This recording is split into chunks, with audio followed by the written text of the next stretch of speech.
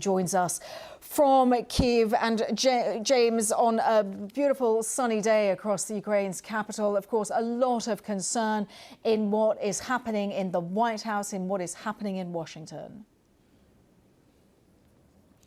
Absolutely. Now, you just need to look at the who is not on the guest list today at this summit. America. This is about Ukraine's other allies working out how it is going to plug a gap left by a White House that is, as you say, aligning with Moscow, adopting a far less sympathetic approach, in some cases hostile to its continued support for Ukraine and its support or endorsement, really, of Russia's invasion. Such has been the shattering of its foreign policy. Now, President Zelensky has spoken. He's talked about Vladimir Putin not wanting to exchange something for peace. He's looking at summits like these for Ukraine and the countries around it to come up with its own proposal to counter what Russia is seeking to do. He's proposed a complete prisoner of war exchange to kick things off in this peace process. It's been a rare area of cooperation between Ukraine and Russia, and he suggested that all POWs would be exchanged as a first stage. But these are uncertain times. We've been speaking to Ukrainians here on how they see their path to peace. Kiev's 120-year-old funicular. With 2 stops, it is the simplest of routes. What's more complicated is where Ukraine is going in this war, seemingly abandoned by its biggest ally, America. Donald Trump turned US support on its head by apparently siding with Russia. Some people they listen to Russia position, but many people understand us. I know I have many friends from Europe that support Ukrainians. As Washington decides whether to keep helping this country, there are internal divisions over how men are called up to fight. Everyone should fight, except the sick. Because if everyone had done that from the start and not hidden, we would have had peace for a long time already. Ukrainians do want peace, but not at any price. It wants security guarantees that Russia won't invade again.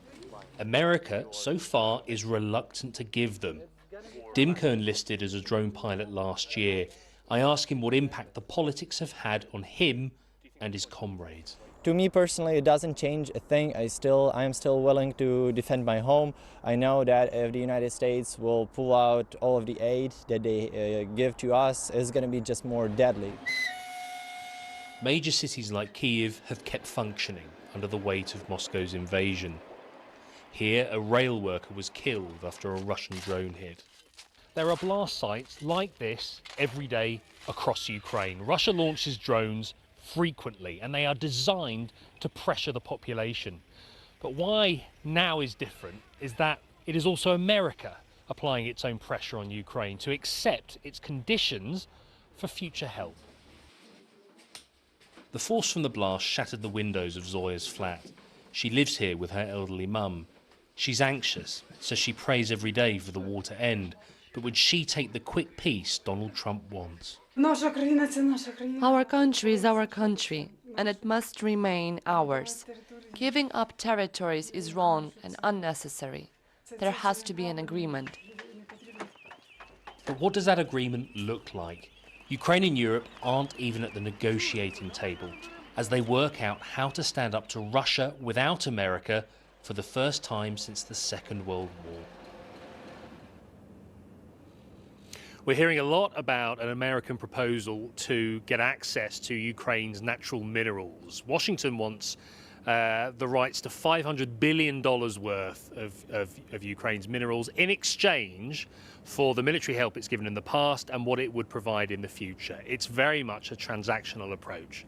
And President Zelensky is resisting. He's saying he's not going to sell his state. He's saying it would lay his country with a debt that would be paid off for generations. And so that is why I think we're seeing an increasingly hostile tone from the White House aimed at Ukraine's leader. But the impression you get here is that he would not sign something, a ceasefire agreement or a contract like this, if he felt it didn't represent the best interests of his country. And if he does turn that down, and America turns its attentions elsewhere or aligns with Moscow further, and Europe isn't able to step up, then the consequences for the future of this country, the surrounding region, could be far-reaching. And that is why we are seeing world leaders here today to try and, in some way, answer that question. But at the moment, there is still the agreement that Europe needs America to be a military safety net. The UK and France are meeting Donald Trump this week to try and bridge a widening gap, but at the moment there are a lot of scratching heads. Well, during the last 2 years,